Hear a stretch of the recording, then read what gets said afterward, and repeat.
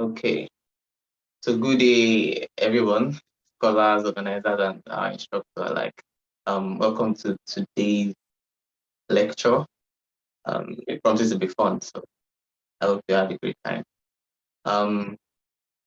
Typically, as we always say, we are very, very interested in getting feedback from you all, right? And we hope to see the numbers we get come up, because it helps us prepare both, to inform future instructors and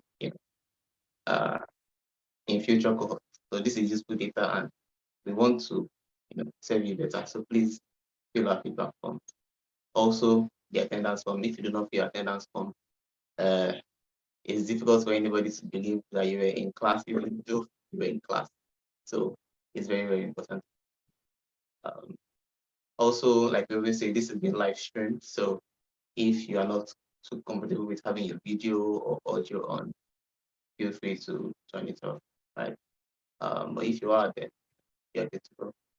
Okay, so today we have with us Dr. Olumide Okubadejo. He is a research scientist and an innovator. He has had quite a number of interesting experiences, worked with Angela, Spotify, and he's just really committed to solving innovative problems using machine learning. And he has a wealth of experience, has published papers and gotten grants. So I'm sure you guys will really enjoy this lecture discussed by him. Without further ado, I hand over the floor to you.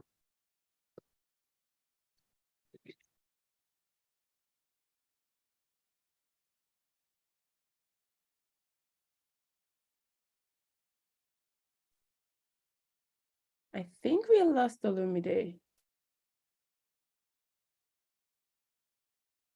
No. Can anyone hear me? Yeah, I can hear you. I think we did. Yes, we'll just wait a few minutes. It'll join back shortly. Okay, so how is everyone doing today? How are you feeling? How is your project brainstorming sessions coming along?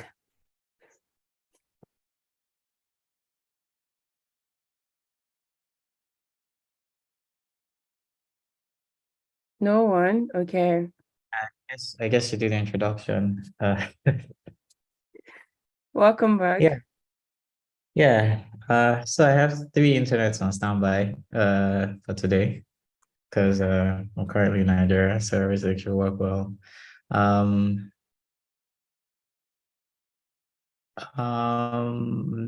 Yeah. So can I start? Okay, perfect.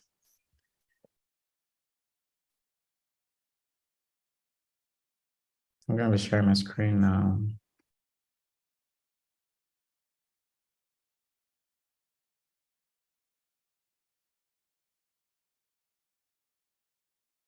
Can you see my screen?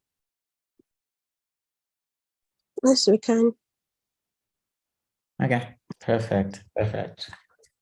So I know the introduction has been made. I am Olumide. Some people like to call me Dr. O. I don't like it. I like Olumide. I like Olumide. I've been teaching for I've been teaching for a while. Currently I still hold a teaching gig at a university in Paris called ESIEE, where I am an adjunct professor, a part-time adjunct professor there. I teach data science. I also teach machine learning. So yeah, and I've also had foray with AI Saturdays. I was here last year or 2 years, I can't remember. But that day I had internet problems. I hope I don't have internet problems this time around. But don't worry, I have MTN, I have Airtel, and I have Starlink on standby. So I hope it all goes well.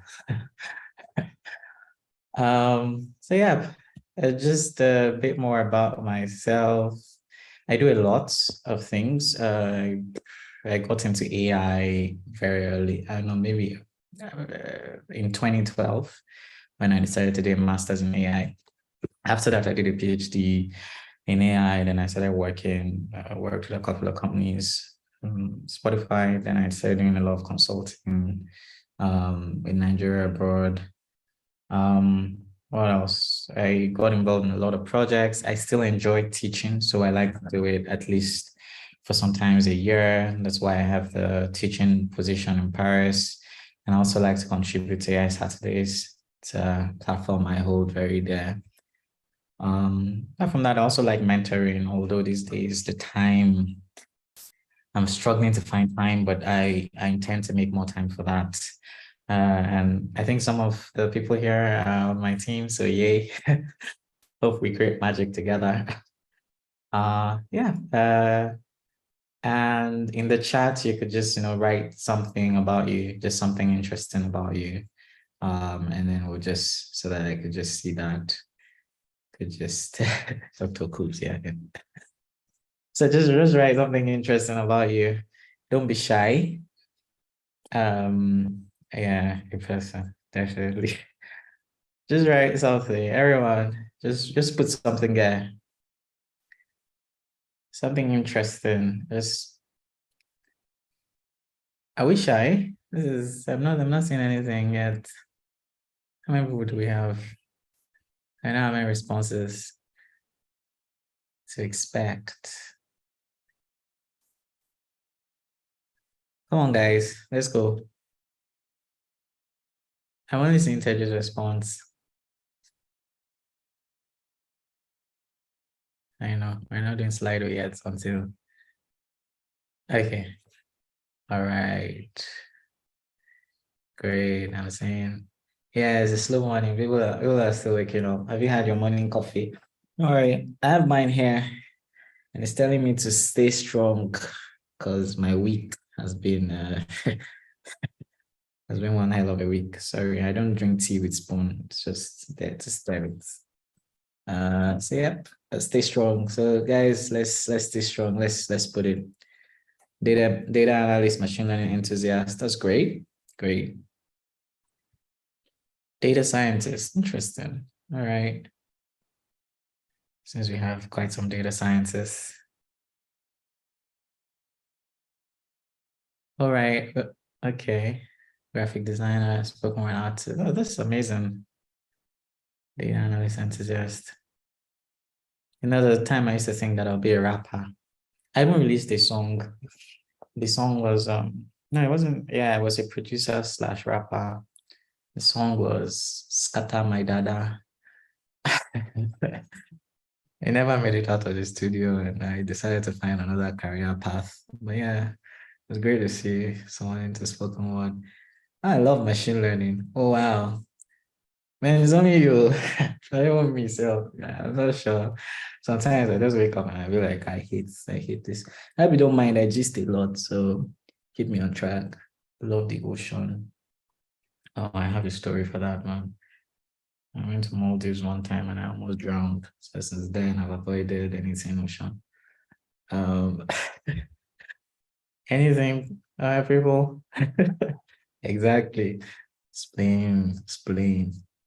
I don't know. Let's do this. Tell me about yourselves. You don't know. I might have the next.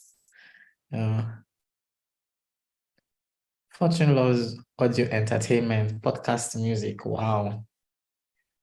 I used to be in that field. That's what I used to do every time. And yeah, I can. No, I can have the next job. Please, I'll take that everybody. I beg. I have already. All right. Okay, I'm waiting for at least 2 more responses so we can go. 2 more responses, people. Let's wake up. 2 more. And then let's full stack dev. Wow. Crime documentaries. Oh yeah, there's a time I used to be My sister used to watch that a lot. And I used to feel like one day she'd wake up and kill me because everything was about, somebody killed somebody. It's like, love to learn new things, lovely. You and I are tired. All right. I see Tejo already has a back-end dev job for someone. Very love reading and writing. Lovely. Probably should do a PhD.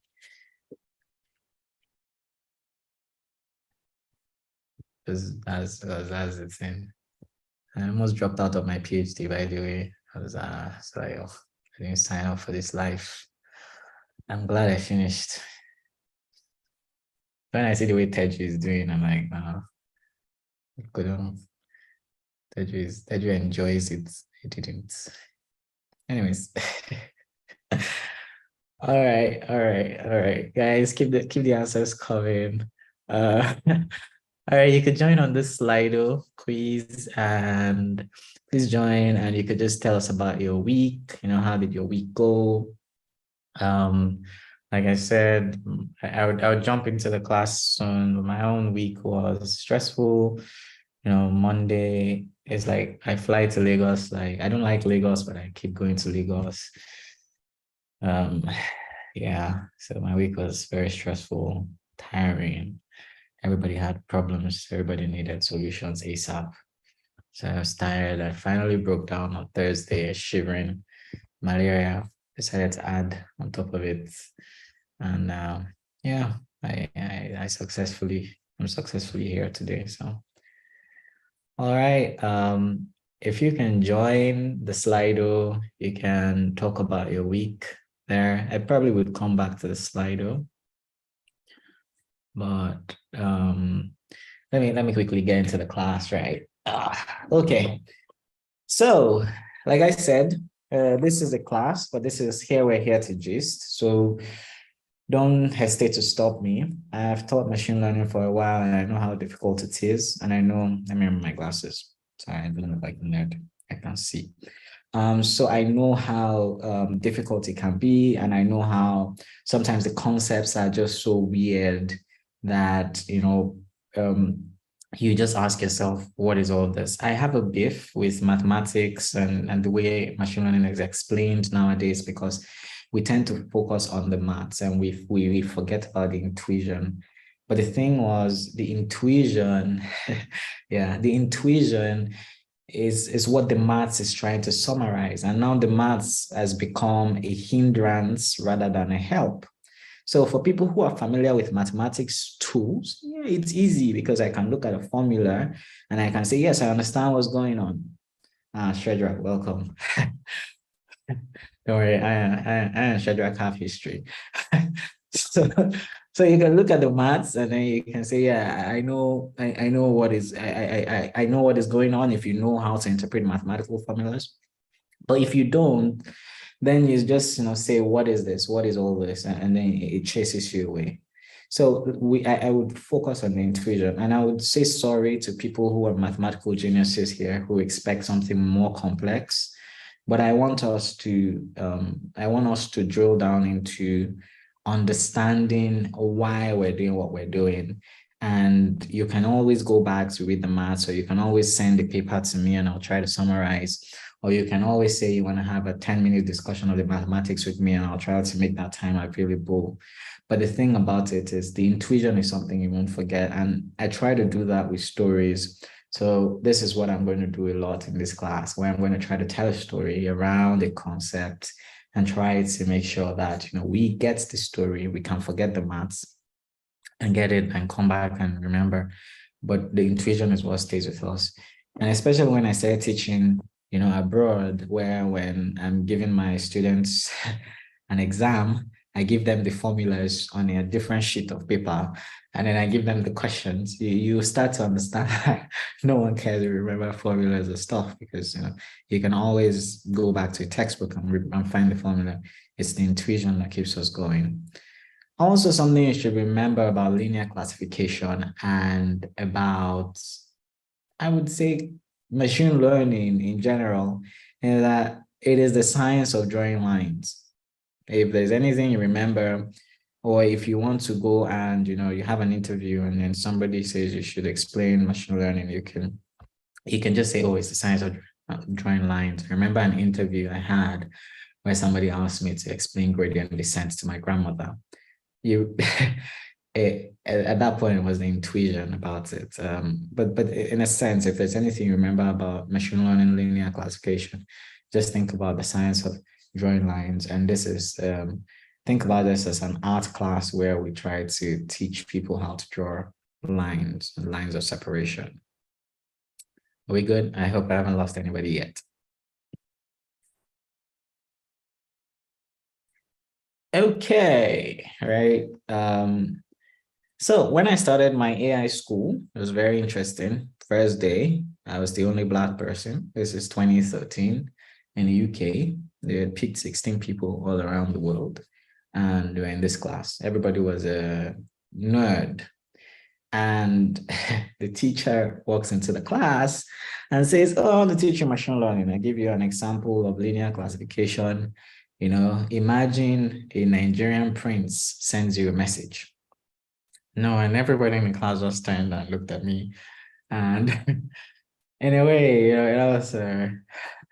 that was really an interesting way to start the class, because first of all, I was not just the only African, I was not just the only Nigerian, I was the only African in the class.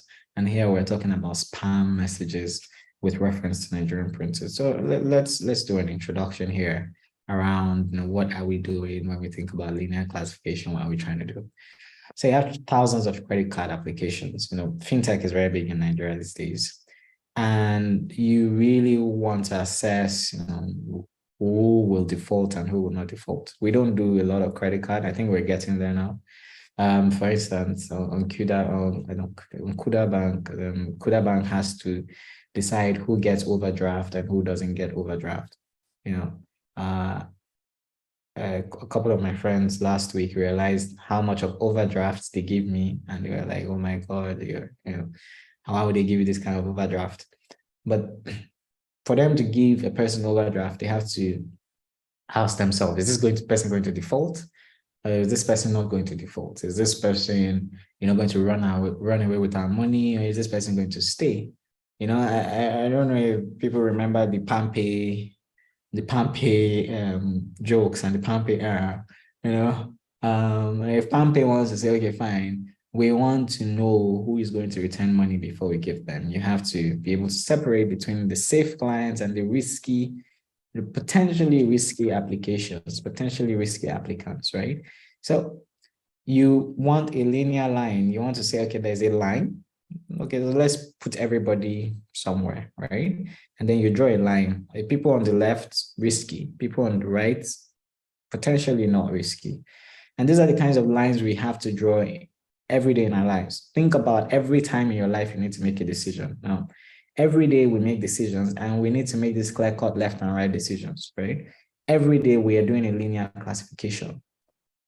Every day, right? Even when we're driving, you say, okay, fine, I need to turn left. Should I turn left or should I turn right? Should I go or should I stay? At this point, you are faced with a lot of binary decisions in life, and then you have to make a decision. And if you want to translate that into creating machines or creating models that can mimic humans, one of the most fundamental things that you have to be able to give them is they're able to make binary decisions, efficient binary decisions. And I know you're going to do non-linear, right? And maybe in the coming week or in the coming couple of weeks. But one of the things I like about linear classification or thinking about things in the linear sense of it is this. I think I made a LinkedIn post about this some weeks ago, where I talked about non-linear being solvable using what in mathematics we call piecewise linear. So in a way, if you have a non-linear problem, you can break it down to very small chunks. And within those small chunks, you're going to have linear decisions to make. And then you can aggregate those linear decisions back together and essentially solve a non-linear problem. And I know that that might be a bit difficult to grasp now because maybe you haven't seen the mathematical concept of piecewise linear, all of that. But yeah, essentially what neural networks does. So that is what it does in a sense. So Now, neural networks or deep neural networks is all of them is just aggregating linear solutions and making them solve nonlinear problems. So in a sense, this is also what humans do. I mean, that's maybe an oversimplification because I've really met some complex people in this life. But in a way, our life is all about, making, simple classification, simple linear problem separation, simple linear decisions at any given time, right? Even probably, I checked it. Teju is going to be doing probability. I think she's doing something about probability. Even on some level, I've had to have these talks. I have a lot of friends who are nerds, so we do some of these discussions. And one of the discussions one time was someone was essentially trying to say that probability is not, there's a non-linear element.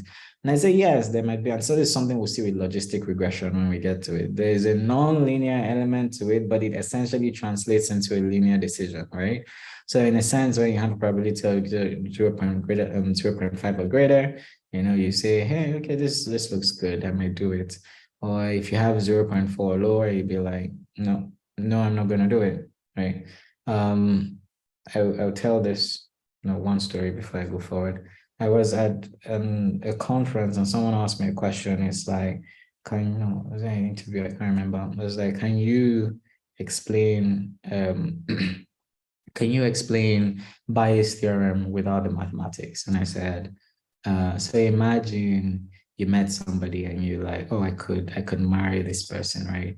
And all you had at that time was what we call prior probability, because all you had was prior information, what you could see, just not essentially the full picture. And you're just there, like, oh, this is going to be great. And then you get into it and then you realize that some things start to show up. That's what we call, maybe you can some people call it the marginal probability, some people call it evidence, some people call it likelihood. And that one starts to show up, and then you're like, okay. That one now revises the prior probability into something called the posterior. The posterior might be good, and you'll be like, oh my God, I made the right decision. And or the posterior might be bad depending on the evidence, and you'd be like, nah, I have to run. So basically, in a sense, what I'm trying to explain there is that you might have a nonlinear process that still translates back into a linear decision. And so we should keep that in mind. Right.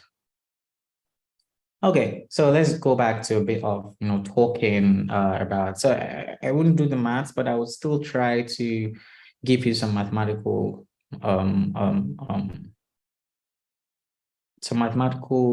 reference or words, so that when next you go to a conference or you're at NeurIPS and you hear some of these people talking, you're able to follow those conversations.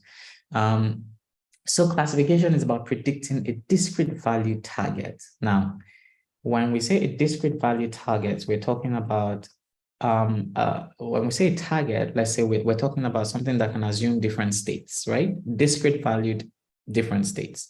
I know probably you've learned somewhere the difference between discrete and continuous, right? In discrete, you can say, oh, it's going to rain, it's not going to rain, or 1, 2, 3, 4, 5, 6, 7, 8, 9. These are discrete values, right? Because you have 1 is a state, 2 is a state, 3 is a state, 4 is a state, and it can only assume one of all of those states, right?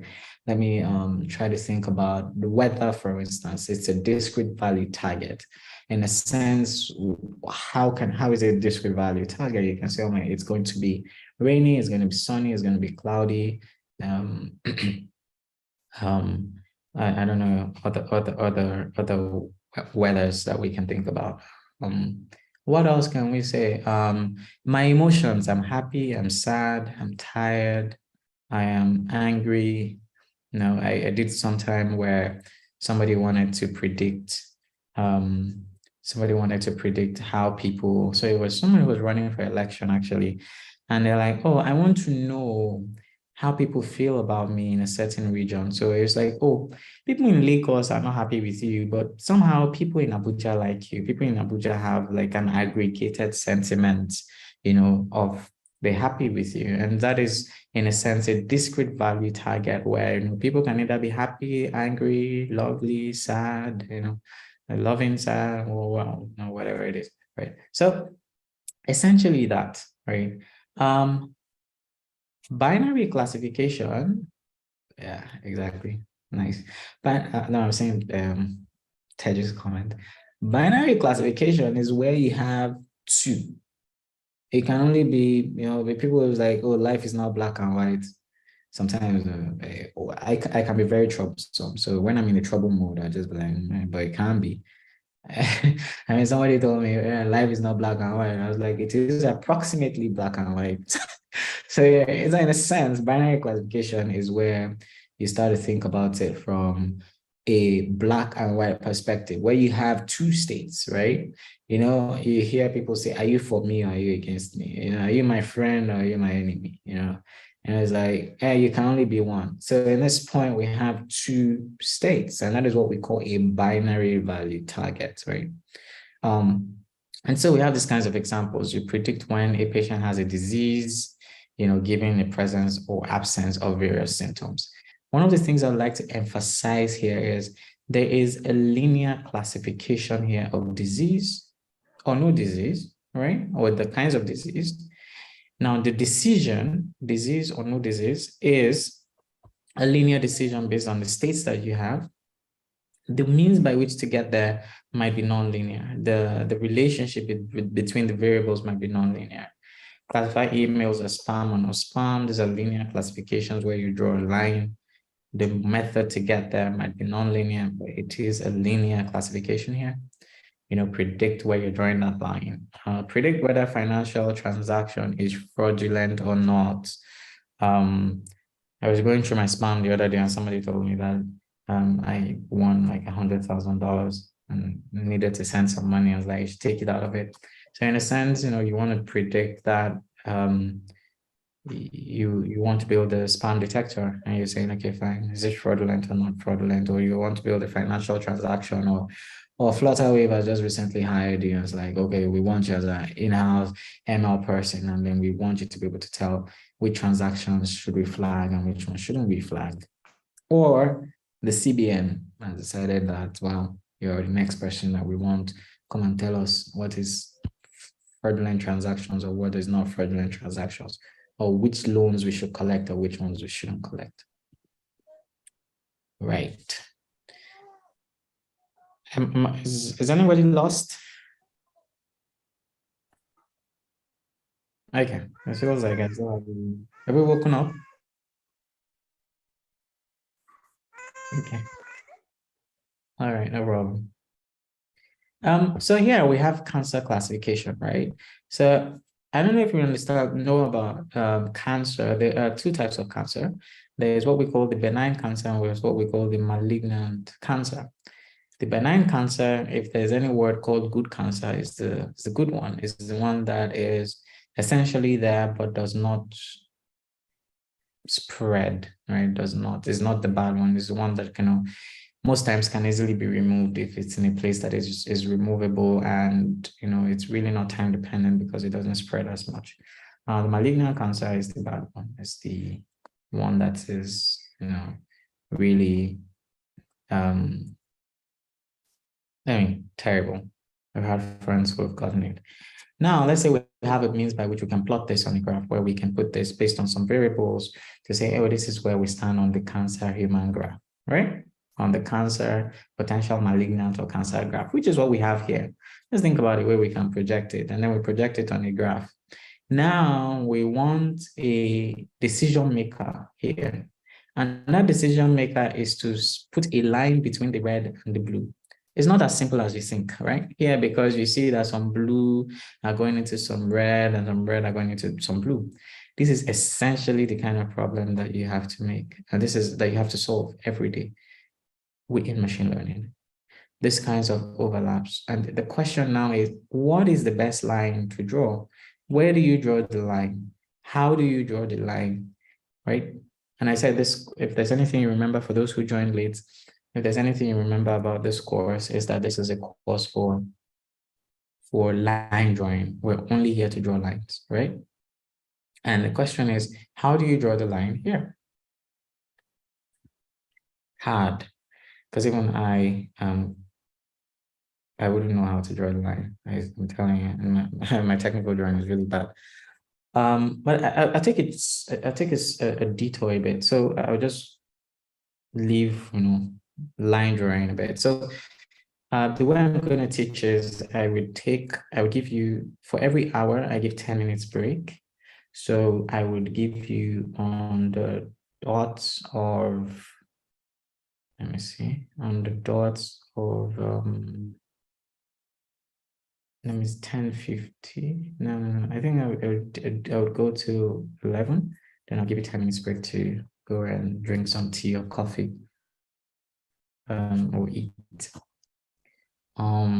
Okay. Right. So essentially, linear classification is about drawing that line. And there are many ways that we're going to draw the line. I will give you a funny overview. A linear logistic regression says, oh, you have to draw the line some way. A support vector machine saying, oh, you have to look for what we call the support vectors. And when you find the support vectors, you're going to say, okay, fine, these support vectors are going to tell me what is the best way to draw the line. You now have to define what support vectors are, maximal hyperplane, all that. You have another algorithm called linear discriminant analysis that says, okay, fine, let us take the centroid of the two of them. Do we know what the centroid means? Anybody knows what centroid means?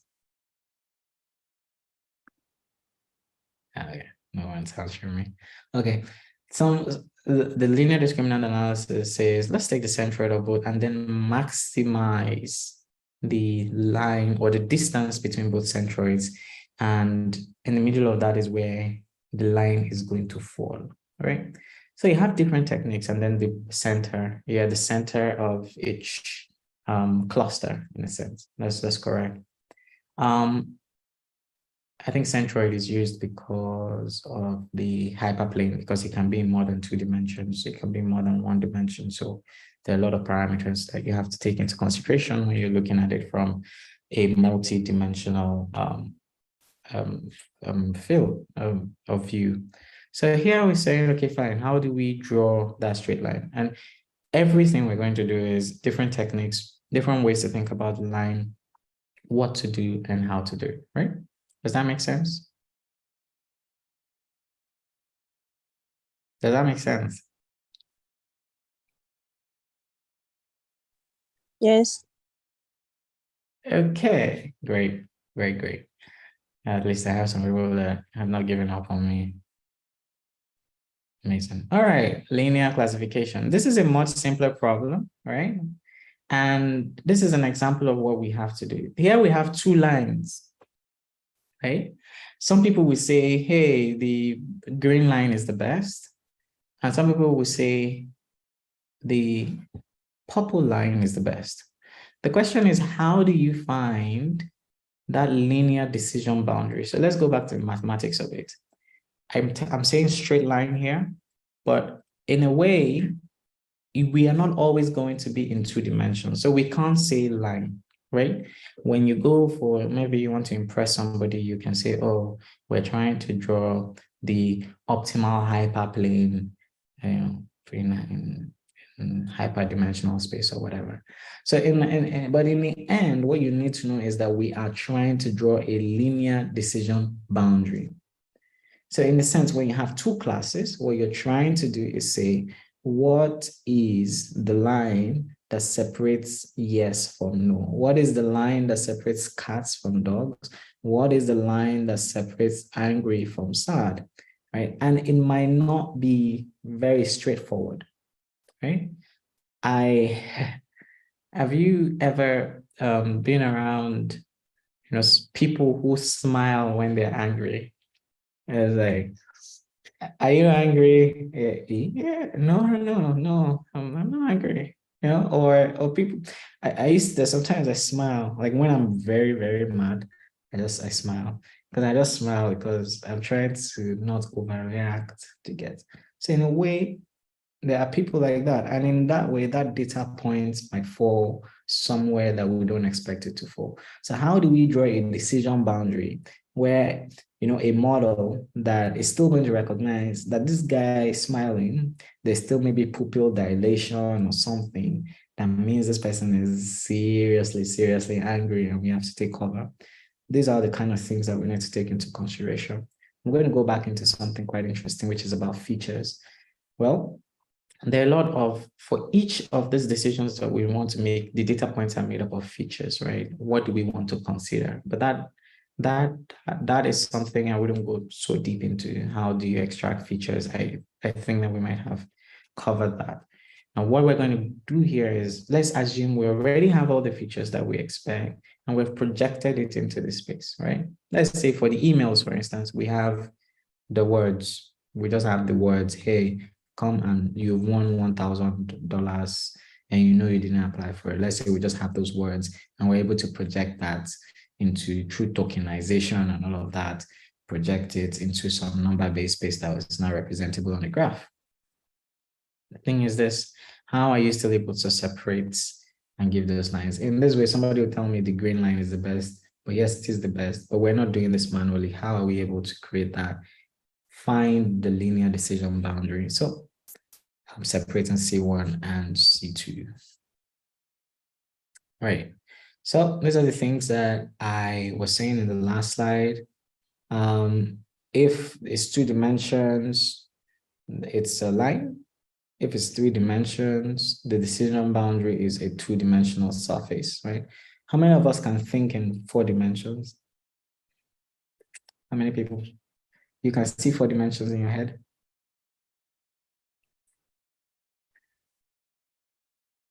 Come on, guys, we are, how many in this class? 47? Oh, it's a lot. I should have like 20 responses. The chat should be buzzing. No one, I'm just tell you can think in 4 dimensions. Oh, sure. 3D. Okay.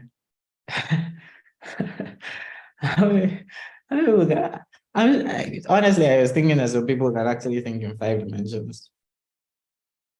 Like, okay, so the question is this: how many? We have 3 dimensions, which is like 3 dimensions.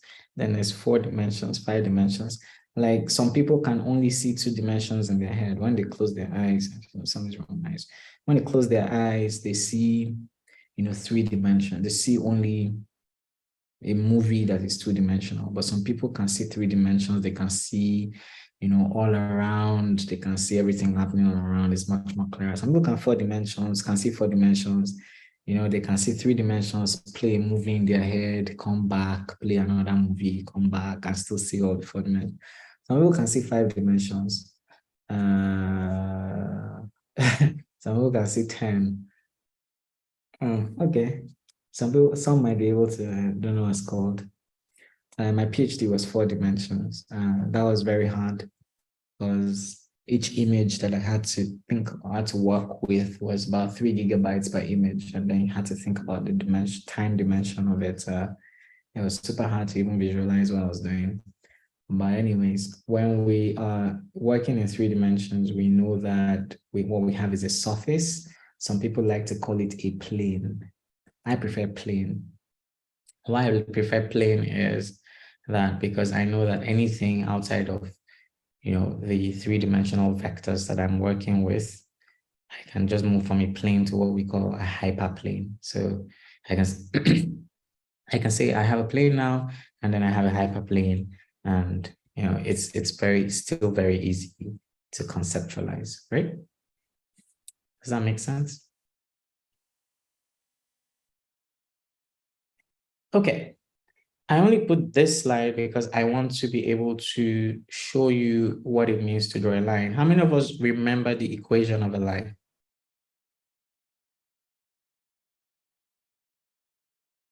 It's right here. How many of us know what the equation of a line is? We did that. I think I remember doing that in SS2 for the maths. So where they tell you that the equation of a line is, I think in school then, yeah, y is equals to mx plus c. Exactly. Oh, great. Did last weekend. Oh, okay. That's a cheat though. All right. I shall look for some other question. Anyways, school. But I mean, from last week, you understand that that's the equation of a line. You're trying to draw a line where your m here is what we call your gradient, and then your c is what you call your intercept, right? And max, I actually prefer max plus c, to be honest. That's lovely. That's a new joke I would use. But what I want us to visualize here is, now, when we do things in one dimension, right, it's just a precursor to what happens in other dimensions, right? You can always extend it. And that is why people use a lot of maths, because when you think about, you can think about it in one dimension and then push it to what is happening in 2 dimensions, three dimensions, 4 dimensions. So from the machine learning perspective, when we do W transpose X plus W naught, what we're saying here is that this W transpose is supposedly our gradient values, which is the M, and W naught is the intercept. In machine learning, we have changed that from intercept to what we call bias, right? And in that sense, the bias, many of you who use neural network or who do convolutions or who use dense nets or who are start training models will sort of have seen some of this in when you're defining your layers. But essentially, remember this formula. This formula is what is going to get you from the beginning of this entire, I don't know how many weeks your lectures are, from the beginning to the end. Everything you're doing is somehow related back to this decision boundary, not just in one-dimensional space, but in multi-dimensional space, where you're able to say in 3 dimensions, you have a vector of intercepts or a vector of slopes or a vector of gradients multiplied by an input. You can map it back into an output called C or called Y, right? So this is essentially what we're going to be doing all through, drawing this line that in 1 dimension is, in 2 dimensions, you have a 1-dimensional line is y is equals to mx plus c, but in multi-dimension is W transpose X plus W naught, right? Does that make sense?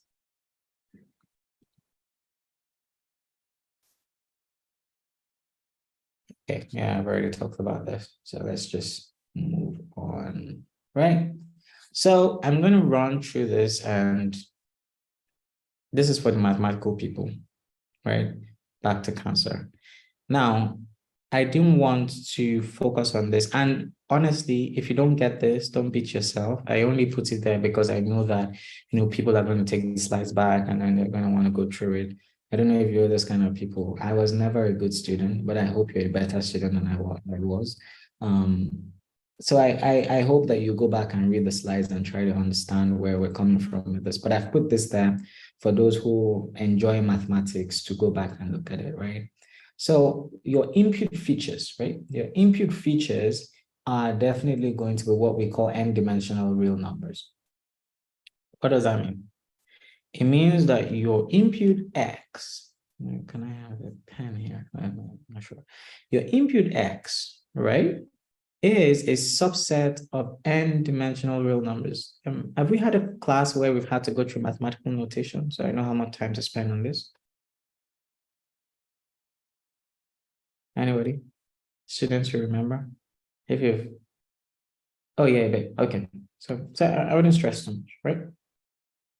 Okay, cool. So it means that your features can be multi-dimensions. Let's look at a human being, for instance, right?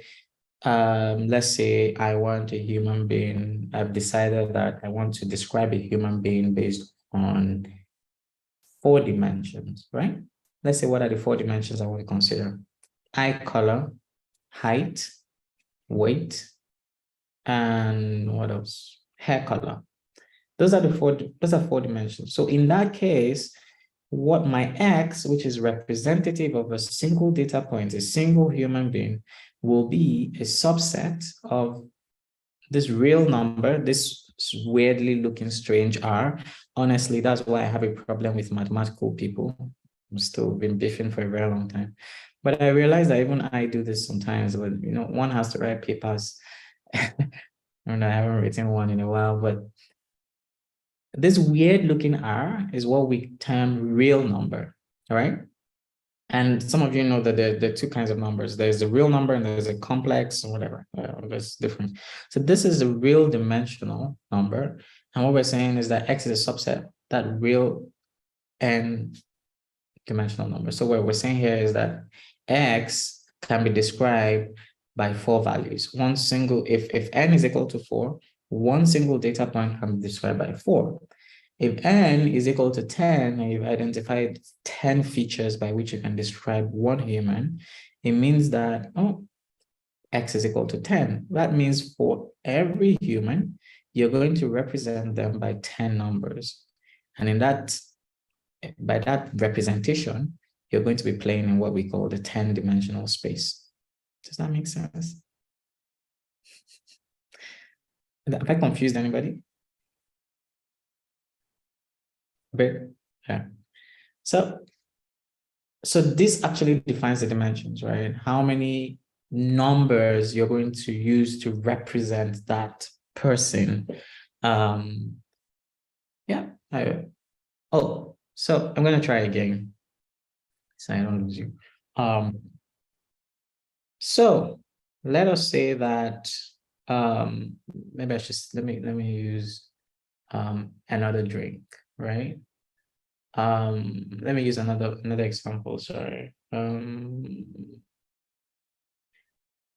Let's say that you want to represent, you have good egg and bad egg. So let's say you're in an egg frying competition, right?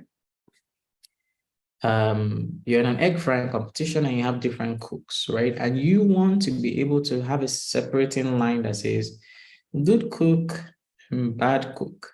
And you want to evaluate everybody based on how they fry their eggs, right? But you don't want to go around, keep looking at it. You want to just create a decision boundary. You want a model that can just say good egg, bad egg. And then you're just saying, you see all this bad, I'm not even going to bother looking at it. I'm now going to look at the good ones and evaluate, right? So you need a decision boundary between good eggs and bad eggs. So what do? You say, fine, I'm going to teach this model some things that I know about good eggs and bad eggs. One, how black it is, blackness. So let's say the first variable is blackness. If it's black, if it's very black, of course, it's bonds, right? So you might have that as, so you might have blackness, you might have whiteness. Blackness, whiteness, what else can we have for eggs?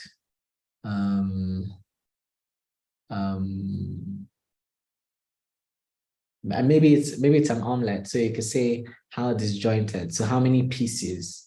Yes, brownness, maybe, yeah. You can say brownness, you can say how many pieces. So if the person provides egg, it's supposed to be an omelet. I don't know if it's omelet, they call it the flat one.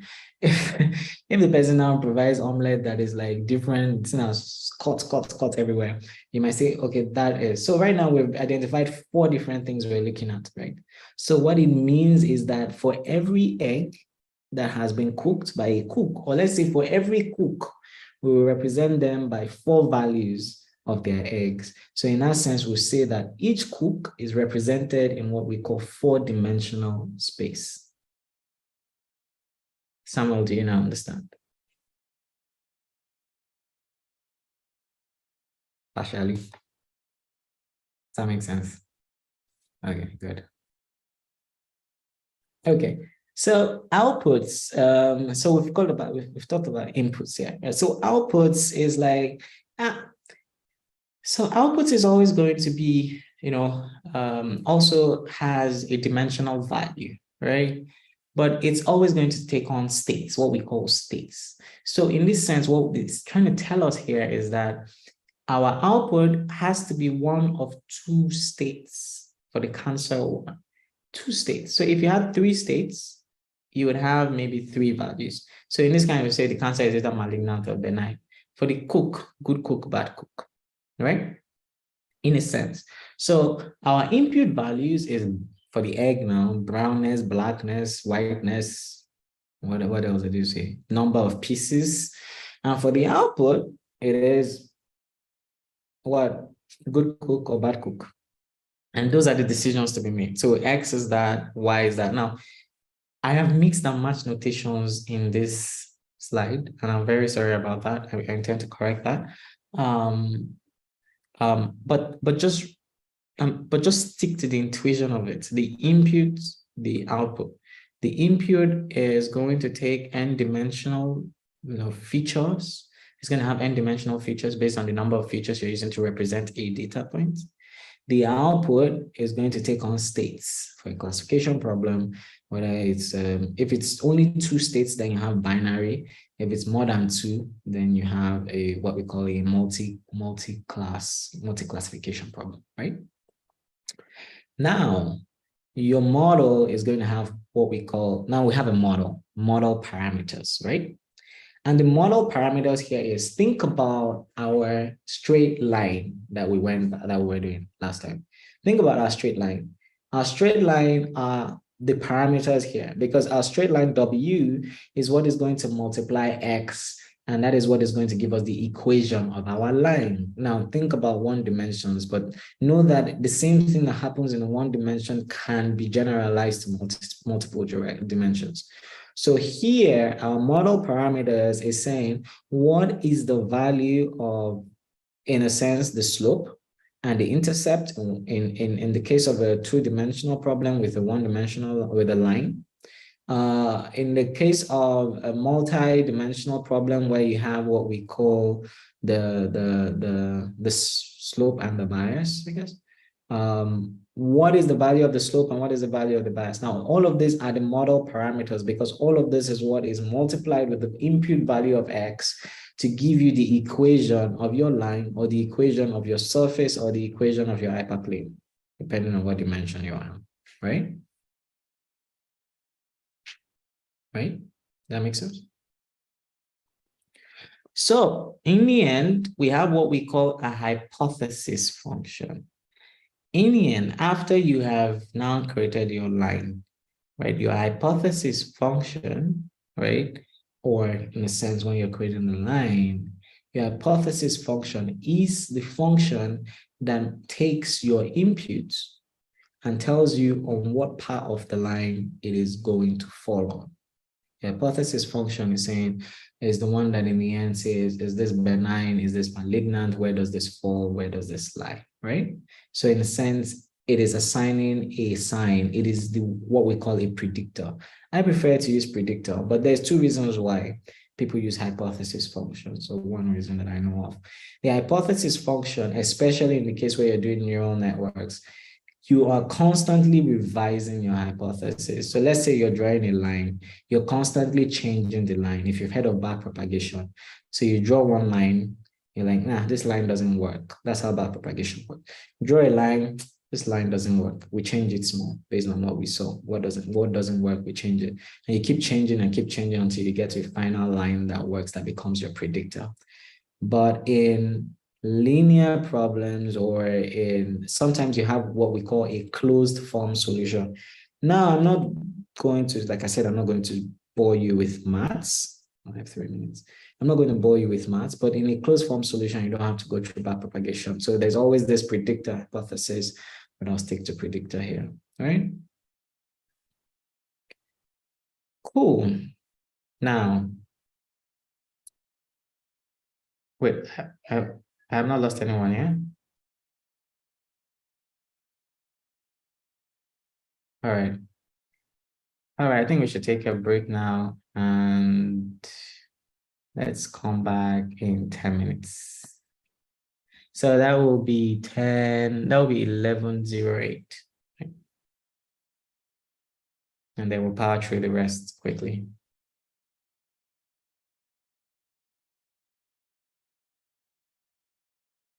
Are we here? Is my Yes, internet yes. okay. The internet has died. Is that okay, guys? Or do you want me to just continue?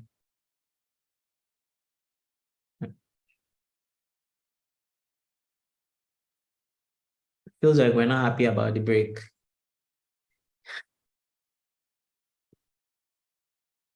All right, let's just take it. We're back in 10 minutes.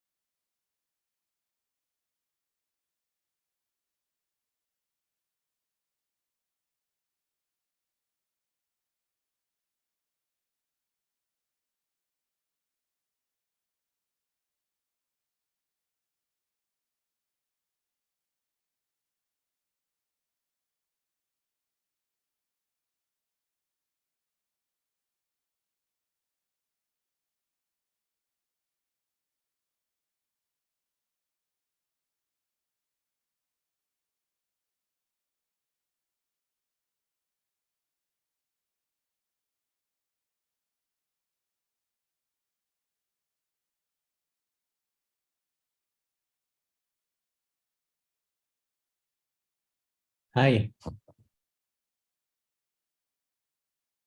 So what did we do with our break?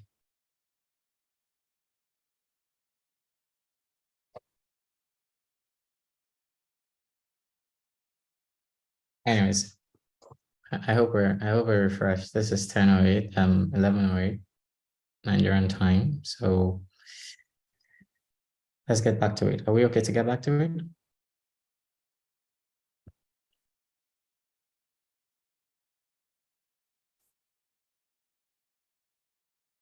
Okay. Ed pasta with the break. I was watching weird Instagram videos. Okay.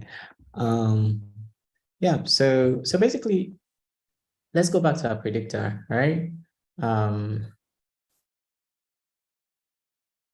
Okay, I'm just monitoring the chat. Good. No. So let's go back to our predictor here. Our predictor here is the decision maker, right? Our predictor here is the one that says, this is benign or this is malignant. Every thing that we're trying to do is to create this decision maker in a way. And our decision maker is a line, not necessarily straight, but a line that is able to separate those two classes. Like we said, we are looking for a decision boundary. A decision boundary here is created by our predictor being able to say benign or malignant based on input features that we give that maps to output features that are discrete valued and sometimes binary valued, right? If that's too mathematical, I will step it down. Just feel free to put in the chat, step it down if you want to step down the maths, right? So essentially, what do we do, right? So to make a decision maker, we need what we call a loss function, right? And a loss function is quite interesting, right? A loss function here, when it matches, right? When it matches, when we say that the predictor, let's say the predicted value is, if you say it's benign and it's actually benign, then it should give you 0. And when you say that it is not benign and it is actually benign, it should give you 1. So in a sense here we have, and I need you to follow closely here, right? What we're trying to see is our predictor, which is H0, which we have defined, which is supposed to be able to predict and help separate into those two classes. Is it doing a good job, right? And our loss function is defining whether it is doing a good job. Now, the loss function, as you will see when you start to go into nonlinear, is one of the foundational elements of machine learning. But please retain the intuition here. The intuition is that when our predictor is making a mistake, it penalizes our predictor. And when our predictor is close or is doing a good job, it doesn't reward, but it doesn't penalize, right? There are other loss functions that reward. And when you want to get into maybe a rewarding loss functions, you start to go into the realms of reinforcement learning, and maybe you start to go into the realms of losses such as triplet losses, but that is way complex outside of the purview of this. But just think about it. Our loss function is the teacher that is coming to evaluate our predictor to say, is our predictor doing right or our predictor doing wrong? And here, if our predictor gets it, not depending on whether it's close or not, if a predictor is able to say, oh, you're on one side of the line, you're on another side of the line, and it's able to get it right, we give it 1 if it gets it wrong. So we penalize it with 1, with a value of 1, and we don't penalize it if it gets it correctly. And I know you have to invert a bit of your thinking for this, because there's a difference between the cost function, the loss function, they're similar, but just remember this. We don't penalize if it gets it correctly, but we penalize it if it does not, right? So this is how our loss function is going to be. How many of us know what this kind of function is? Look at it. It gives it 0. You and 0 when it does. So function is this? Step. Oh my God. That should have told me I should have made it more complex. Function. This is what we call a step function. it is bad. It is reasons why a step function is.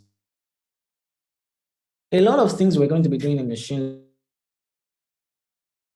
on what right? The underlying criteria function to be used in machine learning is what we call piecewise. And how, but this function, this step function is not piecewise differentiable, because at some point on this differentiability curve, you're going to have values that go to infinity, because one of the criteria for differentiability is what we call continuity. And that means that there cannot be sudden jumps or sudden changes. Here, because when we have sudden jumps within a differentiability curve, it's going to show up as infinity values. So because this guy just jumped from 1 to 0 like that, the large discrete jumps, which are not permitted in differentiability curves, this function is basically unusable. Because a way by which we backpropagate, a way by which we correct our hypothesis functions is we use what we call backpropagation. You get into that.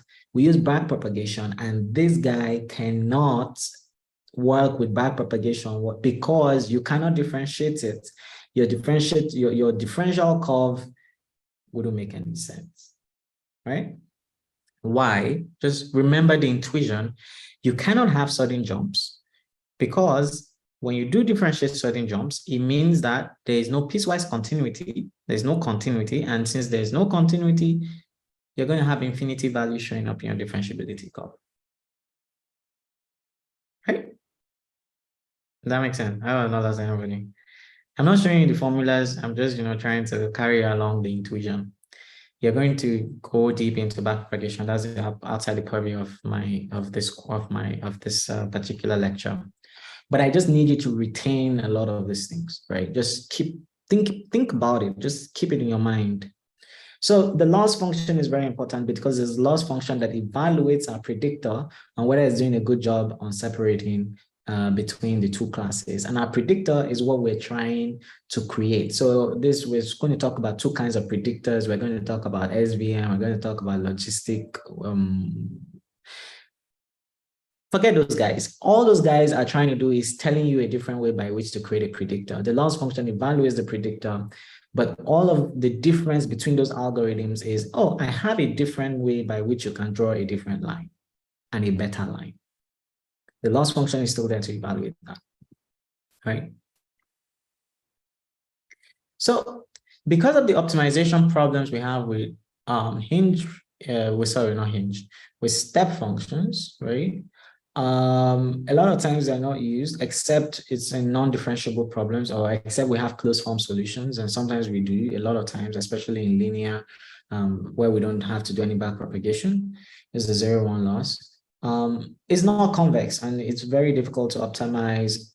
Don't use it if you do not have to. What's the word? Don't use it except you have to. And there are alternate losses, and that is all this causes. There's logistic loss, which is here, which is trying to say, okay, fine, I'm going to draw a separator, but it's going to be different. It's not going to have sudden jumps. So if you see the loss, the eventual loss function of the logistic loss, you see that it doesn't jump, it gradually goes down. And of course, the decision boundary is going to be somewhere within the line. You have the exponential, you have the hinge. The hinge loss is used in SVM. I wouldn't go deep into that, so I don't confuse a lot of us. The logistic loss, of course, is used in the logistic regression, which is also a classifier.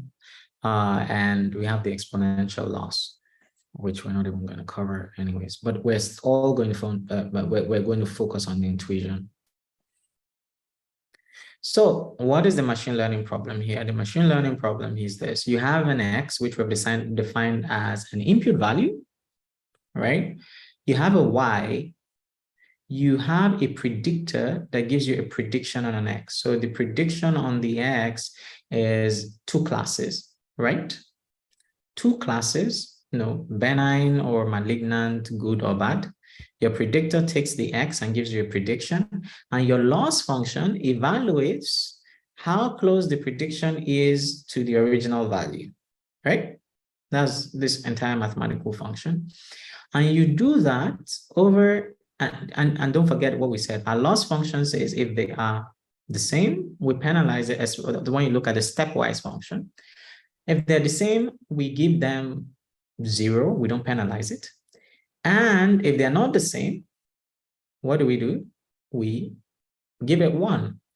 Now, what we're trying to do is that we're saying that for all the values, for all the samples that we're trying to evaluate, we are looking for the predictor that gives us, or the predictor with different parameters, or let's just say the predictor that gives us the lowest loss value.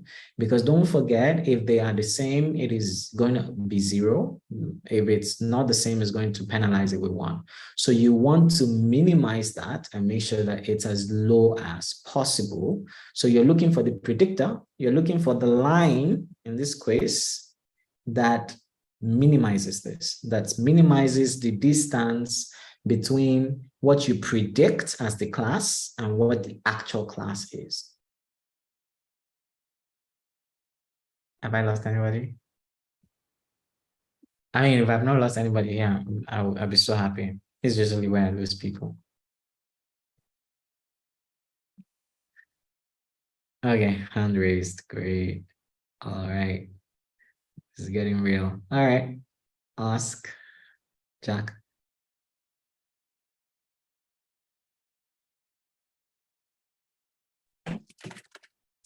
Please, can you hear me?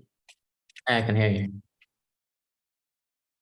Okay, this is a final problem. This general formula for machine learning problem. It seems that I've not understand this. Where we minimize. Okay. You can just come up again and help me interpreting it, because I'm not. Sorry, it's breaking. I sort of heard that you wanted me to re-explain it. Is it my internet or Jack's internet? I think it's Jack's. No, it's Okay. just internet. Oh, okay. All right. Okay, so I would explain again, all right?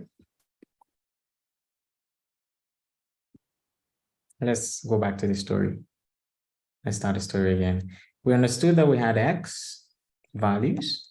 To create the X values, we had to get data points that explain the X, and those where we're talking about the human, the cooks, how do we evaluate the eggs of the cook, right? Good or bad? Here is cancer, where we're thinking about malignant cancer or benign cancer, right? So we had malignant cancer, benign cancer. How do we say one is malignant or one is benign? That is the class, that is the state we're trying to predict, right? And then we have the input features, which are basically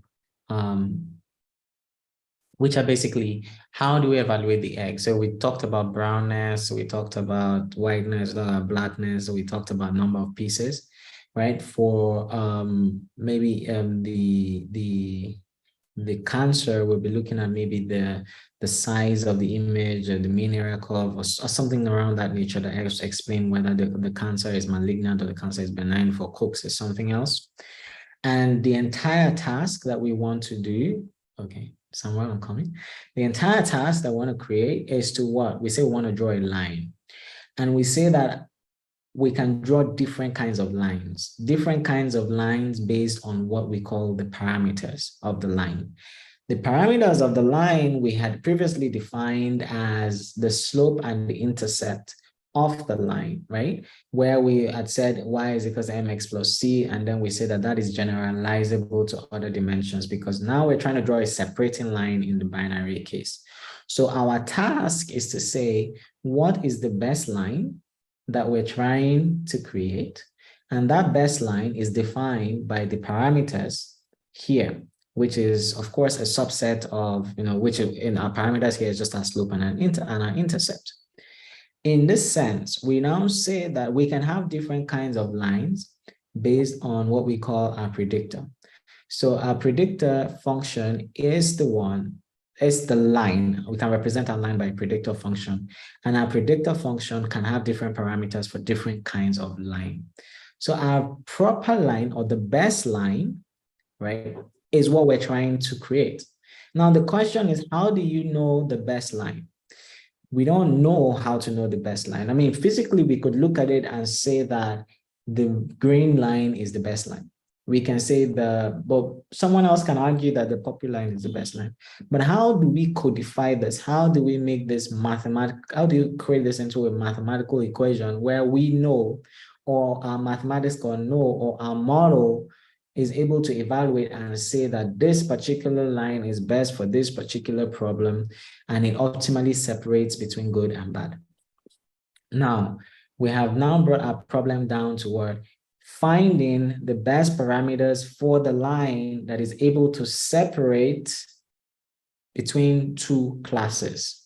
But how do we get the parameters? Don't forget that these parameters are intercept and slope, right?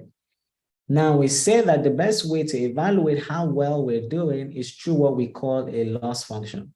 And our loss function here is saying, okay, if we look at these previous ones here, right? Let's say we pass it through our evaluator. We are able to penalize for how well we're doing based on the line we've drawn. For instance, here, the purple line, right? These purple, or this particular blues that fall into the other side of the red, there are blue dots here that fall on the other side of the red. What's going to happen? Because this line is putting them along with the red, for each one that falls on that side, we're going to penalize with a 1. We're going to add a value of 1, right? If it is properly classified, it's going to have 0, so we're not penalizing it. But if it's improperly classified, we're going to have what? We're going to add a 1. Now, what we've done is we've created another value called what we call the loss function. And our loss function is trying to evaluate how good is our line that we're drawing, right?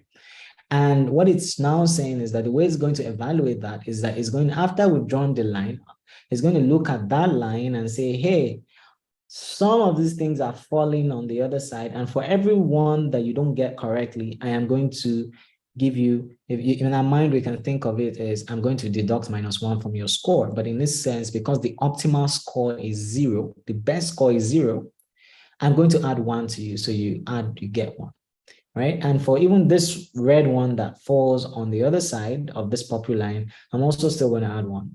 And here we can see that the green line can already be seen to be doing much better, because with that one, of course, you're going to have a final score of 0, and don't forget 0 is good. And for this one, you're going to have, because of all the points that fall on different sides, what you're going to have is you're going to have maybe a value of around 10, which is bad, right? So the loss function is trying to say, I'm going to look at different lines, different parameters, and I'm going to say this line is better because it doesn't violate the conditions, right? I hope I still have people. Now, that's what our loss function is doing. But this particular loss function that we have is what we call a step function. It would have been perfect, but it's not good, because a lot of things we're going to do has to do with differentiability. Especially when you get to things like backpropagation, most of the things in machine learning has to do with differentiability. We have to be able to differentiate, we have to be able to backpropagate. And this line is non-differentiable because it doesn't have continuity. And it doesn't have continuity because there are jumps, there are sudden jumps, which is not good for differentiability. And what we mean by sudden jumps is suddenly jumps from 1 to 0, which is going to create a huge mathematical problem for us. It's going to cause huge mathematical problem, huge numerical instability. It would have been perfect, but the tools we have in mathematics cannot handle this. So what do? We need to find a loss function that still penalizes the deviations of the line we draw, but is also differentiable, right? So everybody, just the same way everybody has different, I mean, when the first time I left Nigeria, I realized that everybody doesn't use the same keyboard. It was one of the worst things I had to experience sorry, Samuel, I'm coming to you. But this is the same thing here. So everybody now says we have a way to solve this problem, right? There are people that solve it using what we call the logistic loss, which is a loss that is both differentiable. It is differentiable, but it also still penalizes deviations. Some people use the hinge loss, which is what SVM is built on, which still penalizes these deviations too. And there's the exponential loss, all because we're trying to get around the gradient descent problem, which needs convexity, which also needs different. And convexity means it has to be differentiable. Sorry, I just gave a long rant, but do you understand? Hey, time is going. Oh, thank you, Samuel.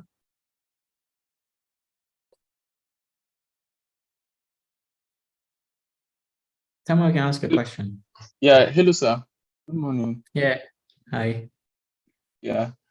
Okay, please, I think one thing that is confusing me right now is just my inability to read and understand the formulas, you understand?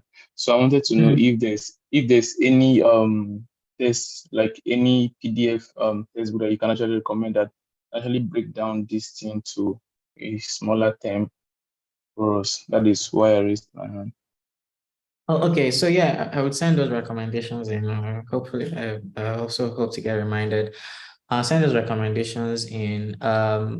Honestly, the formulas are, especially if it's your first time, the formulas are intimidating. Don't be intimidated by them. Try to retain the intuition, like I said, but keep looking at the formula. At some point, it will come to you. I would honestly tell you that until my master's, I hated looking at mathematical formulas. The thing about it is, as you keep looking at it and you keep relating it back to the intuition, you start to get it. The logistic one here, I can already tell you, is that, well, it's going to take the predicted values.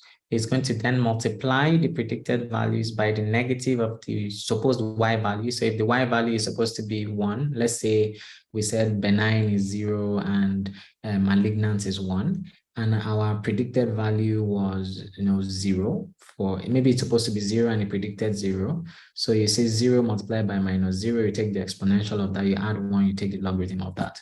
That is going to give us a predictor, that is going to give us a loss value that is differentiable and also is able to penalize if our model makes a mistake of putting benign and exactly 1 is equal to 0. If that is let's not jump. Let's let's look at 2 classes first. But a lot of the things that we're looking at, honestly, is also applicable when we have more than 2 classes, right? Same application. You use softmax. For SVM, you use what we call the multi-class SVM. And a lot of times it is what we call the one versus all. So you now have multiple separating lines as opposed to one separating line. So you have multiple separating lines for different classes, right? So if you had like, I'm trying to visualize that, but if you have good, bad, ugly classes, you have good versus the rest, ugly versus the rest, and bad versus the rest. So this kind of, so at this point, you now have those, 3 separating lines. Does that make sense? Good.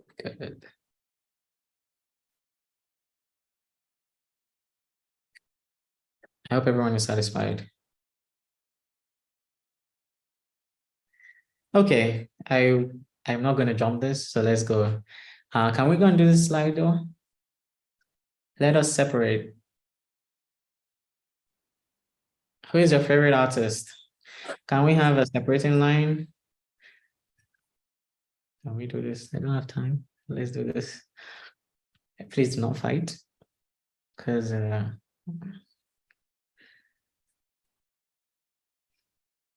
I've seen things on Twitter go really bad. Oh, Whiskey 100. Yeah.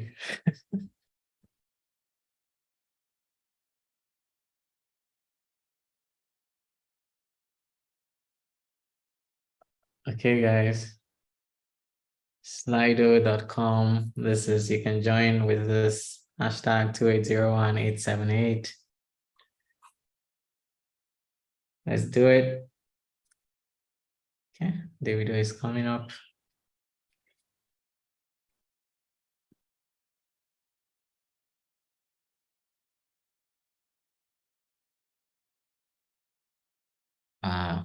It's interesting.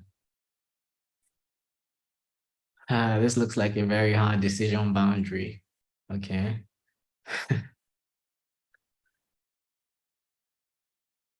I have 9 people. I have a lot of people we're waiting for.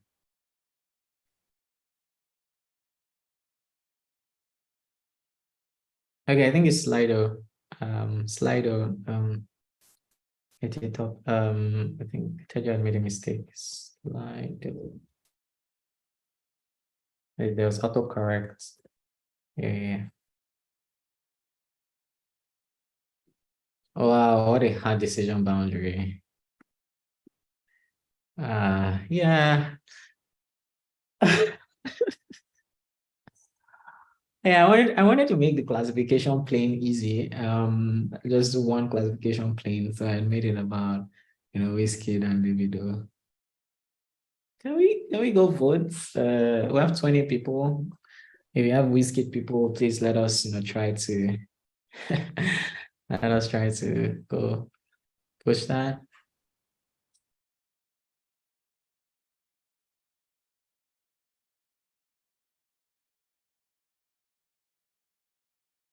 Come on, Wizkid people.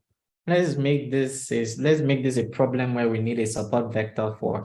We can't make the decision boundary easy. Let's make the decision boundary really complex. Let it be something that we have a 50-50.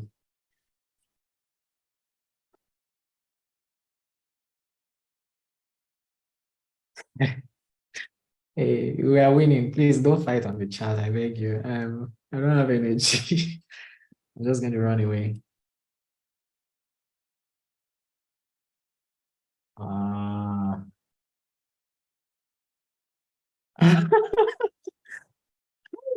It feels like that too. Feels like that. But I mean, there's Whiskey people are still trying to put up a fight. Valo has shared. I hope he has not shared the dollars.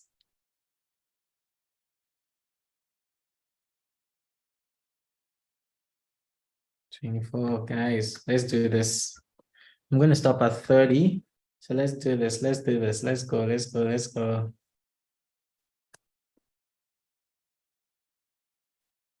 Oh, Ashake, yeah, Ashake. Ashake, but I would have been very biased because Ashake is my person. In fact, before the class, I was listening to Lonely at the Top. I don't know, it's such a sad song where it gives me the ginger to get ready. Yeah, I love it. I was just listening to it. 3 people. Let's go. Let's not have others though.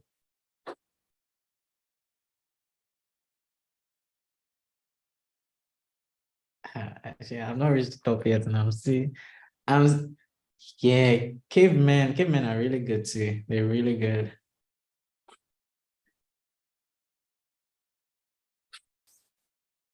Oh my god, this kid is coming up. Guys. Let me reach the top before I soon reach there. Okay. This is a fight though. 55-45. Lonely. That's the worst one. I'm lonely. I'm lonely. Lonely at the lonely, lonely at the middle. That one is the worst one. I raise it top, don't worry. Very soon, I'll contest for presidents. I hope you all vote for me, Sean. All right, guys, I'm going to stop here. 30. I'll probably come back to the poll. You can still keep voting when I have to run. Okay, so logistic regression. So essentially, like I said, I'm not going to, there's a code part of it, which, the lab is going to help us with. But like I said, if you want me to come and do mathematics, you can always maybe during the week find, some 30 minutes or ask me to record a mathematical video for you. I don't mind, I'll send that. I'll do Loom. I don't know if you know the software. I'll do a Loom video and send around. But the thing about it is here, please retain the intuition. Now, we're drawing a line, right? A line is what we're drawing, but what we have is we're trying, not a line, we're drawing a decision boundary. Now, but we have, don't forget what I said here. Don't forget what I said here, where I said what we're actually trying to do is we have to evaluate our decision boundary through a loss function, right? We have to evaluate our decision boundary through a loss function, and our loss function has to be differentiable because we had this guy and this guy wasn't differentiable, but we want something differentiable. And so we came to what we call the logistic regression. And just remember this, logistic regression is, in a sense, using what we call the logistic loss, and it's using a linear hypothesis function. In a sense, I'm going to try and explain this in English. It is essentially trying to make the distinction where one class is 0 and another class is 1. And instead of having that hard boundary like we had with the binary loss or with the stepwise loss, it essentially makes it differentiable. So look at this loss function here. There are no abrupt jumps. It is smooth. It is smooth sailing. It is no abrupt jumps, and so this makes it differentiable, which means that it makes sense in a backpropagation point of view if we want to use that, and also means that we now have a convex function which we can optimize, right? Yeah, somebody's speaker mic is on. Okay, so in a sense, now this is what we're trying to do. We have now replaced, sorry, I keep going back. We have now replaced our machine learning problem here with the minimization over all the set of samples, right? The minimization over all the set of samples based on a given loss function. Now that we have the loss function, we're now trying to say that the best line here is the line that actually minimizes this, that minimizes the log of 1 plus the exponential of minus y, the parameters multiplied by, which is the predictor function, multiplied by x. Have I lost anybody? Or are we still at present? Are we staying in whiskey mode? It's good for us to come back. As honestly, the best way, I feel like the best way to have money in this is to either be a footballer or to have or to be or to get into tech. Me, I'm still trying to football option. I still play sometimes, but I got injured. Anyways, so right. This is something I put for us because I know we have a lab. So I've put this, right? And you're going to, after your lab, you can try this at home, and then you can try to see, you have the exam score, you have 2 exam scores, and then you have whether the person was admitted or not. And then you can use logistic regression. There are of course, in Python, there are already, what do you call them, packages that do that for you. You can use SciPy. Please use SciPy. I'm sure you see that in your lab, and just try this on your own, just to get a feel for how to do this in reality with a problem. Here we have an exam score 1, exam score 2, admitted or not admitted. SVM. I want to spend time on SVM because now there are a lot of intuitions that come with SVMs that we want to retain in our mind. And honestly, some of the ways that SVM solves this problem has been carried along. So in a sense, we have what we call the hinge, which was the general concept. And I remember a couple of years ago when I was doing things around generative AI modeling, and there was a lot of hinge that was coming up. So even the concept of SVM was carried on from a simple classification to really complex ways to approach problems and solve them. Even in your life, I mean, there are things that you understand in your life, and then you make decisions. I am a fan of anything I learn. If I cannot apply it on a day-to-day basis, then it's not worth knowing. And anytime I see people on Instagram saying, I did engineering, I've never used the YDX, I know that these are the kind of people that I never want to hire. Because I use the YDX every day. Everybody uses the YDX every day. We don't just know that that's what we're doing, but that's what we're doing. We're measuring change.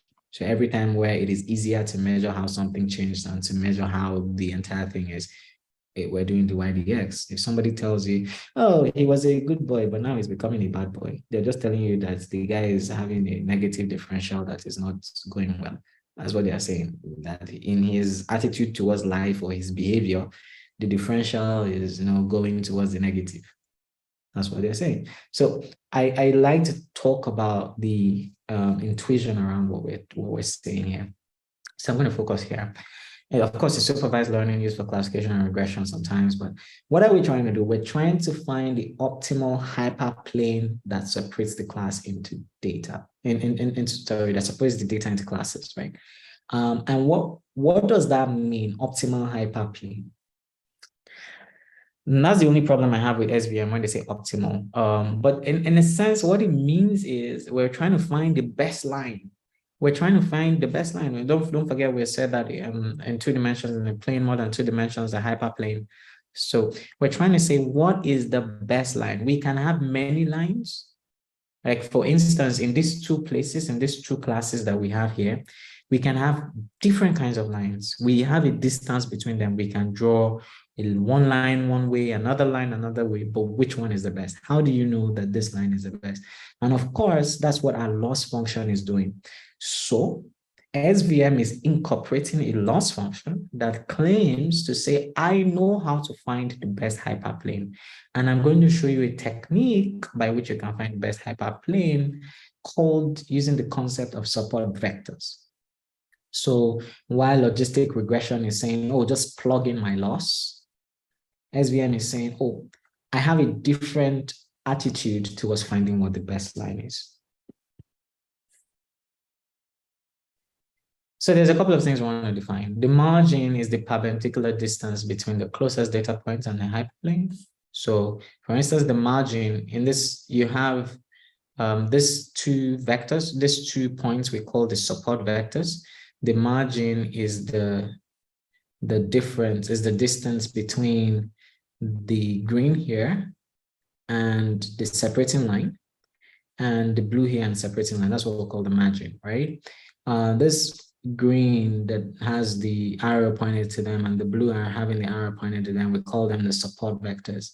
It means that they are like critical in what makes in how we make our decision.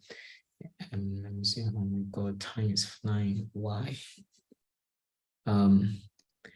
Yeah. So what he's saying is that the best optimized line is the one that has the maximum margin. So it's like, oh, it has to be far away as possible from what we call the support vectors. And I mean, some of you will start to visualize that, oh my God, sometimes the data is intertwined together. but then in support vector machines, there is a penalization for that, right? So what you are trying to say is that if you're trying to separate two classes, you need the one that goes right in the middle, but maximizes the distance between both classes. So the line must be as far away from the two classes as possible while still separating them. And the way you calculate the distance to both classes is through what we call the support vectors. Bring back to real life, right? When you want to make a decision with many variables, right? Many things, you look at what is the most defining variable, right? Let's say you want to go and look for a contract in Nigeria, and suddenly I realized that, I don't know, last year when I did this course, I had hair, right?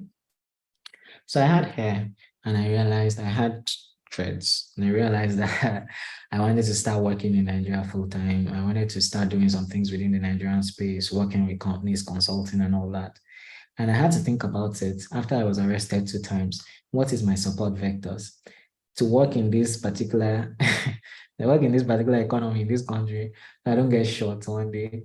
I'm walking into all these offices where people will not even answer you based on, they just look at you, just I don't know, Yoruba people say, or say Mama Buruku is a bad boy. Yeah, so at some point you ask that, which is very funny. My hair became a support vector that was pivotal in the decision making of, whether I should, what I should do. So in a sense, you have to look at those features that become, or those points that become the defining points in your decision making, drawing that line. Good. So this is how you look at it, right? So you have this line here, and what you're trying to do is maximize. So the optimal line is the maximum between the one that maximizes the margin. And don't forget that I said the margin is the distance between the support vector and the line. And I've already defined what the support vector is. Now I'm going to go through the intuition of this. Keep in mind the intuition, right? You might not get the formula, but keep in mind. So in the end, we have this very complex formula.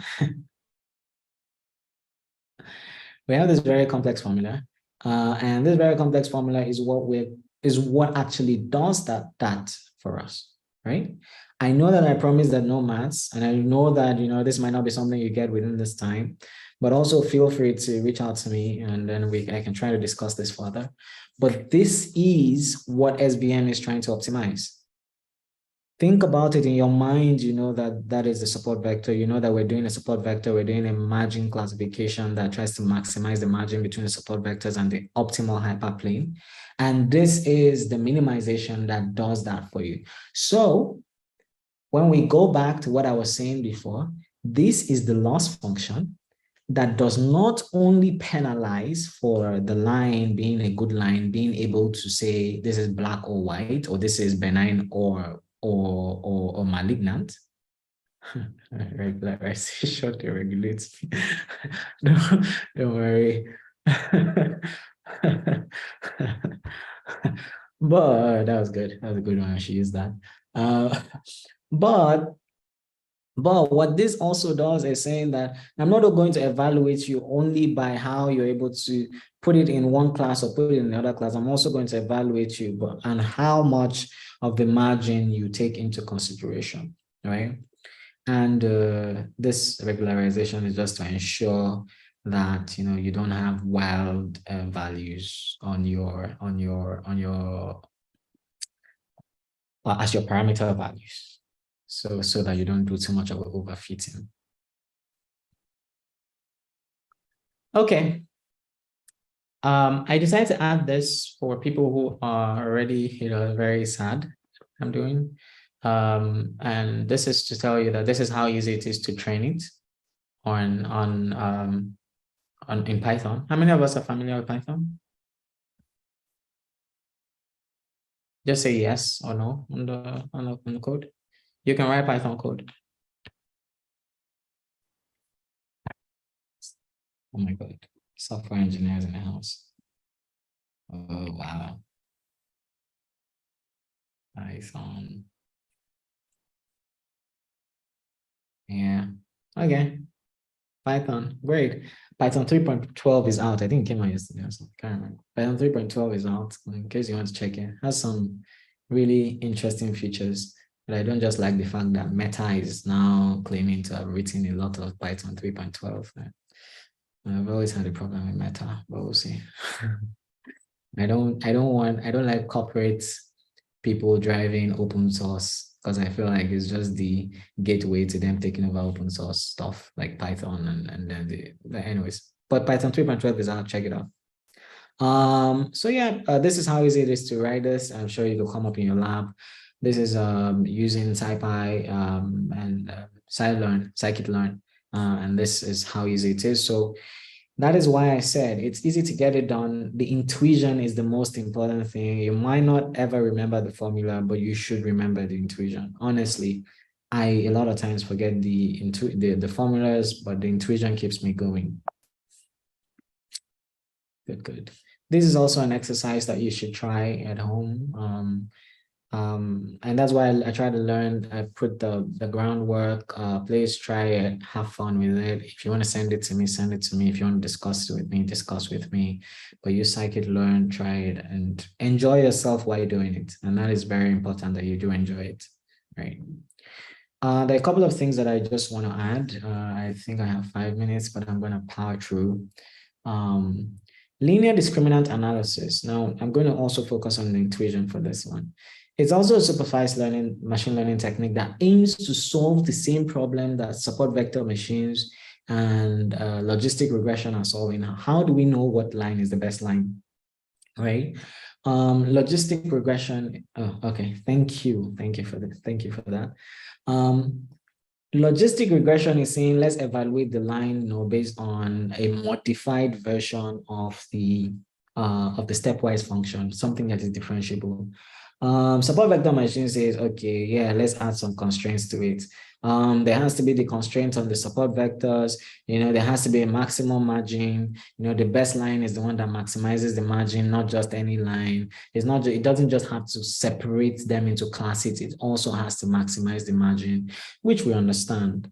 Linear discriminant analysis is saying, okay, we have a different way by which we will solve this problem. And you're saying, okay, fine. We have these features, right? Let us maximize instead the between class variance while maximizing the within class variance, resulting in optimal class separability. That's interesting. That's grammar. But let me explain what it means. It means that it's saying, okay, fine. We have malignant and we have benign, right? What we want to do is to say that the best line is the line that maximizes the distance between the centroids of both classes, right? It maximizes that distance, and but in the same vein, it minimizes the variance within the class. So the variance within the malignant cluster will be minimized, but the variance between the malignant and the benign will be maximized. So in a sense, what it's trying to do is saying that I'm going to draw an optimal separation boundary, or I am going to say the best line is the line that maximizes this, right? And so in a sense, we can then say that this class here has been separated into two classes in the way that both centroids, the distance between both of them are maximized. Now, I know that you guys have probably thought about, I don't know if you thought about PCA, but then there's also a lot of things around difference between PC and LD, and I've put this slide for you to reference back to it when you do need it. But all you need is the intuition, the centroid, the center. If your centroid is too big, just say center. All of them have a center. So the ones that are together, the center should be small. So if what it's saying is this, right? Let's think about it like this. Yeah, it may. Honestly, me, especially when there are overlaps. So in a sense, so I'm sorry, I'm going back to the question from Elijah. In a sense, I do agree with you. You may change the classification, making some benign or more malignant because there are overlaps. So what you're trying to say here is that this essentially works when there is clear separability, right? And that is true. And that is one of the reasons why support vector machines is still very much in use today, because it accounts for overlaps, right? This does not account for overlap. And so that's why a lot of times it's not being used, and sometimes it's not even taught anymore. But if some of you go on to become researchers, the thinking around linear discriminant analysis will help you in formulating solutions sometimes to problems that you may have, right? And so that's why it's here. Got it? Oh, so I'm not going to go through this. This is here if you want to try and do it on your own. Okay, and so we get to perceptron. So this perceptron is actually quite interesting, right? The perceptron is the foundation for machine learning, right? And the perceptron, think about it as, you know, a single activation function. I don't know if you've thought about machine learning that now tries to make a decision based on input features, right? And so think about it from a point of, I have a neuron, and I know that I'm not going to go really into this because there's still classes for you and there's a lot of them. But just think about it like it receives inputs, multiplies them by some weights, and then it has to output a binary value of yes or no, this is good, based on some activation function. So the activation function is what takes the output from the neuron and makes a decision on it. Now, what we've been able to do in deep learning is that we've been able to take like 1 billion of this and put them together, and then we call it ChatGPT. All of this making micro decisions, linear decisions as we go. But just have this at the back of your mind. And one of the reasons I put this here, so you can have this at the back of your mind, right? Okay. Arsenal is playing Manchester City. If you're a football fan, it's time to vote. This is where we, and I think after this is the end of the class. Please, why didn't you use Manchester United? Why are you using Arsenal and Man City? Please, why? Why?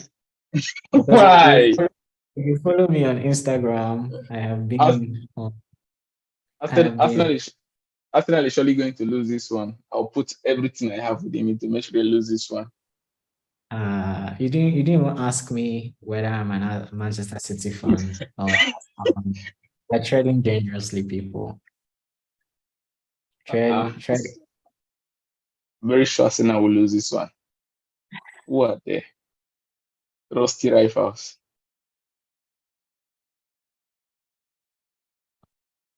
Oh, please let us know, you know. Please, can we rig this election? No.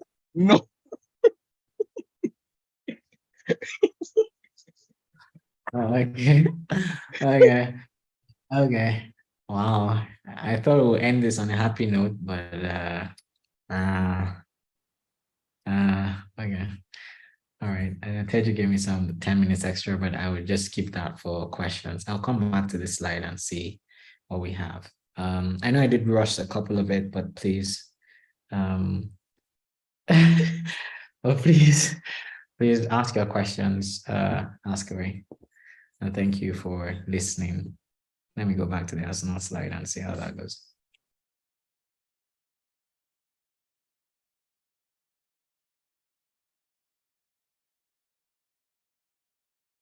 Okay, questions, please.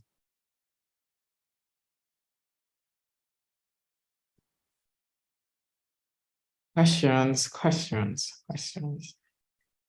Okay, someone raised hand. Someone.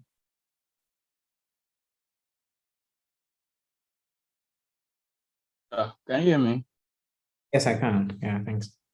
Okay. So I don't know how to actually put this, but the perceptron, the last slide you showed about the perceptron, I don't know in a practicalized sense how, like, because I've actually taken my time to read more about perceptron in the past, but just how to convert that knowledge to to practical because I have tend to do a lot of theory about it. So I don't know.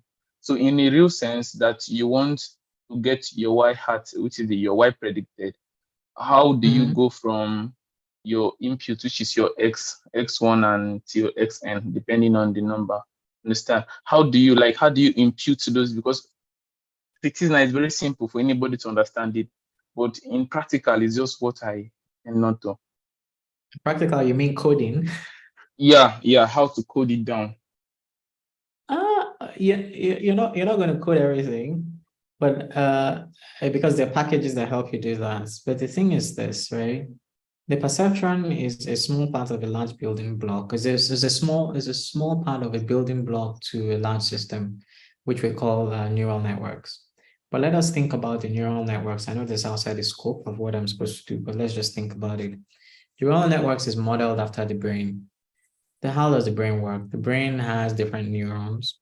And the way it is that when information comes, which is the X variable we're talking about, it goes through a set of neurons.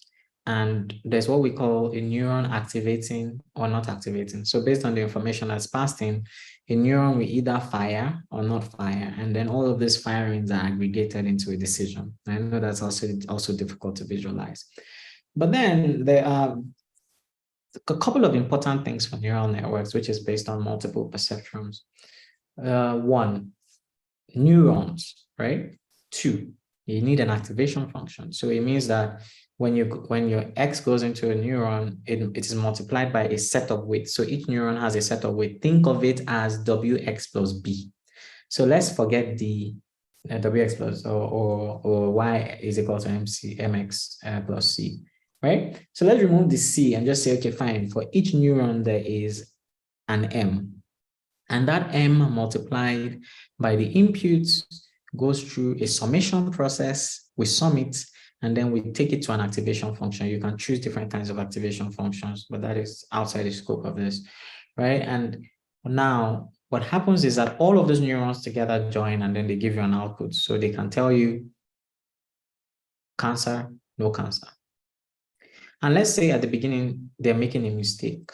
But the thing about this is, to now go back to one of the most important things. One of the most important revelations of the 21st century was an algorithm called backpropagation algorithm. What does it mean? It means that our neural network can now look at the mistake it has made and revise itself to make sure it doesn't make those mistakes again. That is how optimal humans should work. You did something wrong, you try to make sure it doesn't repeat itself. And so that is what we now call backpropagation algorithm, which is a way by which mathematically we can now tell the neural networks, you did what you did, it makes sense. You have to redo it, right? And it does it, and it keeps correcting its mistake little by little by little. Mathematically, it's little by little. That's what we call a learning rate, right? Little by little, navigating through what we call a cost space, to be able to give you the output that matches what you want it to give you, what it expects. So in a sense, until it gets to a point where you see, and how do you evaluate the output? How do you know that the output is not correct? Is what we call a loss, which I just talked about, the loss function. So all of this, I think the only missing element here is the backpropagation. So with backpropagation and a lot of perceptrons, neurons, you are now able to aggregate them and make complex decisions and make them correct themselves until they find the best line, right? Or the best separator for the problem statement. You don't have to do all this yourself, although because I come from a school of AI that is far 2013, we had to learn all this. But most times you're not learning this anymore because you already have autograd differentiators for you that can take even 1 million neurons and help you do the backpropagation differentiation, because it is differentiation heavy computation, right? So I don't know if that answers your question. Big man. Eh? Hello? Sorry, that wasn't for you. I'm so sorry. I'm so sorry. That wasn't for you. I never knew my mic wasn't muted. Sorry. Oh, yeah, no problem. So Yeah. I don't know if that answers the question, but that's it. Yeah, I think I've actually get a little bit of explanation that I've not Okay. had in the past. But I will actually want to also drop the recommended test books that you said you're going to drop, please. Yes, I have always found, I don't know how relevant it is for this class, but I've always found the deep learning textbook by Aaron Colville and Goodfellow to be a simple read. But particularly for linear classification, I'll check and confirm that. I've read it. I've read that textbook, but I read it twice, but I can't really remember the linear classification component to it. But I know that it's a good end-to-end beginner's textbook because it's pretty easy on the maths. But I'll check. I'll check it.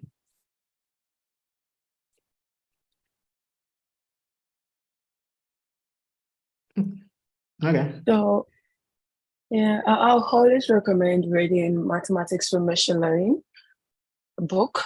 I always find it very, very intuitive, the way the mathematics was introduced in that book. So if you are looking to make yourself better mathematically for machine learning, you should consider reading the book, and the PDF is available online for free.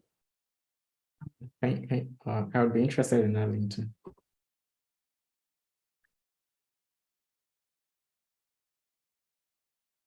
Okay, I have come to the end of my lecture, my submission. I hope I did not bore you. Thank you very much for listening.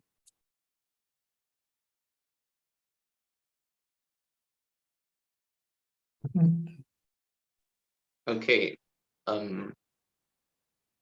Thank you very much, Olumide, for making out the time to prepare and take for this class.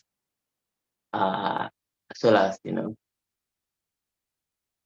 taking the class today. I'm sure all the scholars had a very interesting time, particularly with the with the quizzes. So that was cool. Yeah. For the scholars in particular, I want to remind you guys again to fill the feedback form, fill the attendance form. Again, even if you are here, even if you were even asked questions, we wouldn't know, right? If you don't fill the attendance form. So it's very important to do that if you are here. The feedback form helps us, will be better. So please do so.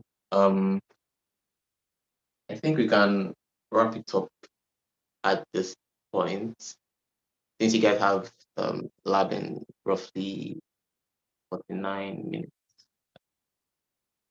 So yeah, thank you all very much for joining, and thank you, Olumide, for taking a great class. Thank you very much, guys. See you all, in the next 49 minutes. Bye.